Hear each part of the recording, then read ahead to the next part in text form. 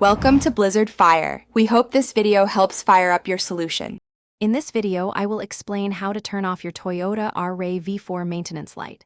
First, make sure your vehicle is parked securely on a flat surface. You will need to access your dashboard controls, so having your owner's manual handy can be very helpful. Next, turn your ignition key to the on position, but do not start the engine. This prepares your vehicle's system for the reset process. Now, let's find the trip meter reset button, usually near your odometer display. Press this button repeatedly to cycle through the different display modes on your dashboard. You'll want to stop pressing when you see either the total odometer reading or the Trip A display. This step is crucial for accessing the correct menu to perform the maintenance light reset.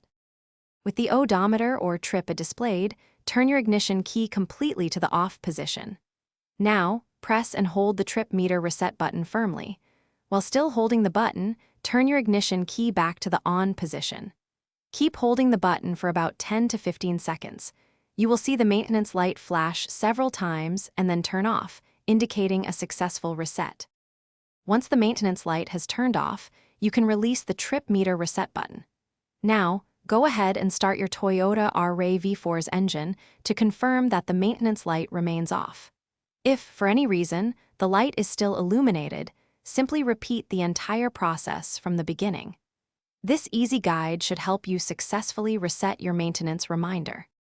Thanks for watching. If you found this helpful, don't forget to like and subscribe.